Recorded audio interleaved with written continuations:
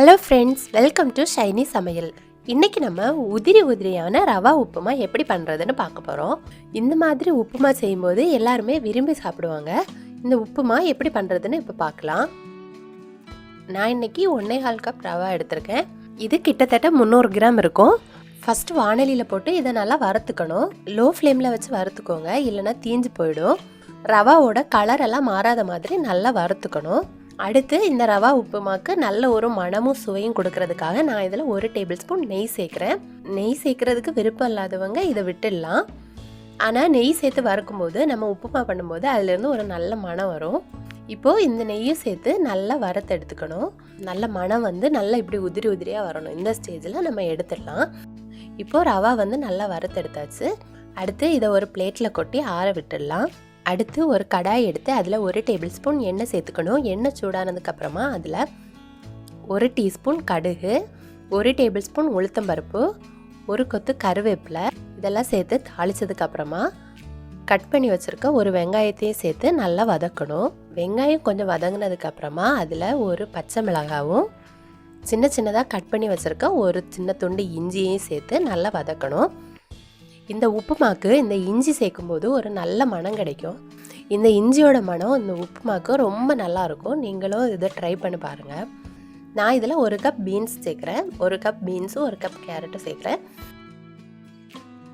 இப்போது இந்த காய்கறிக்கு தேவையான கொஞ்சம் உப்பு சேர்த்துக்கலாம். இப்போ பீன்ஸ் நல்லா வதங்கினதுக்கப்புறமா நான் கேரட்டை துருவி வச்சுருக்கேன். அதனால் லேட்டாக சேர்த்துக்கிறேன். நீங்கள் சின்னதாக கட் பண்ணி வச்சுருந்தீங்கன்னா இந்த பீன்ஸ் கூடயே சேர்த்து வதக்கணும். உங்களுக்கு காய் சேர்க்க விருப்பம் இருந்ததுன்னா சேர்த்துக்கோங்க, இல்லைனா விட்டுடலாம். இப்போது நான் துருவி வச்சுருக்க கேரட்டையும் சேர்த்து கொஞ்சம் வதங்கினதுக்கப்புறமா 1 கப் தேங்காயும் சேர்த்து இது கூட நல்லா வதக்கணும். எல்லாம் சேர்ந்து வெந்ததுக்கப்புறமா இந்த ரவா வேகிறதுக்கு தேவையான அளவு தண்ணி சேர்க்கணும். இப்போது நீங்கள் எந்த கப்பில் ரவா எடுத்தீங்களோ அதே கப்பில் தண்ணியும் அளந்துக்கணும். நான் 1.25 கப் ரவா எடுத்திருந்தேன், அதனால் 1.5 கப் தண்ணி சேர்க்குறேன். இங்கே 1 கப் ரவா எடுத்தீங்கன்னா 1.25 கப் தண்ணி, இதுதான் அளவு.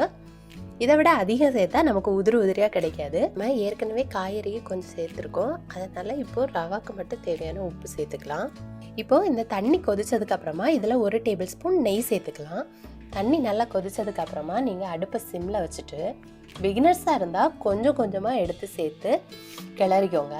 மொத்தமாக சேர்த்து கிளறினா கெட்டியாக பிடிச்சிடும். இதே எப்போவும் சமையல் பண்ணி பழகினவங்களுக்குன்னா ஈஸி தான். அதை ஒரு கையால் கொட்டிட்டு இன்னொரு கையால் கிளறி கொடுத்துட்டா போதும், கரெக்டாக வரும்.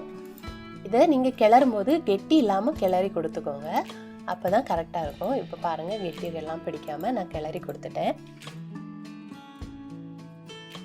நம்ம கொஞ்சம் தண்ணி தான் சேர்த்துருக்கோம், அதனால் தண்ணியெல்லாம் உடனே உறிஞ்சிக்கும். அதனால் உடனே கிளறிட்டு நீங்கள் ஒரு மூடி போட்டு 2 நிமிஷம் வேக விட்டால் போதும். அதுக்கு மேலே விட்டுறாதீங்க, அடியிலெல்லாம் பிடிக்க ஆரம்பிச்சிடும். 2 நிமிஷம் வேக விட்டுட்டு அடுத்து எடுத்து ஒருக்கா கிளறி கொடுக்கணும்.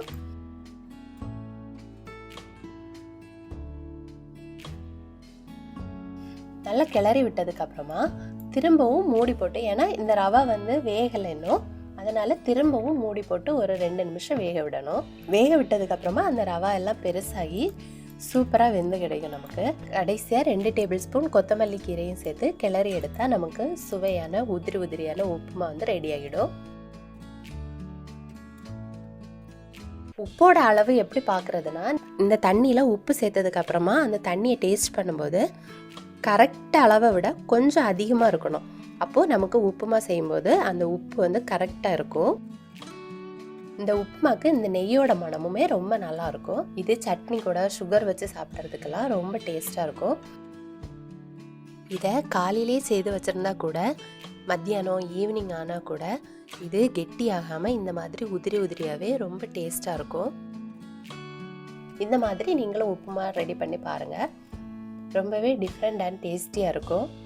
இந்த வீடியோ உங்களுக்கு பிடிச்சிருந்தனா என்னோட சேனலை லைக் பண்ணுங்கள், ஷேர் பண்ணுங்கள், மறக்காமல் சப்ஸ்கிரைப் பண்ணுங்கள். தேங்க்யூ.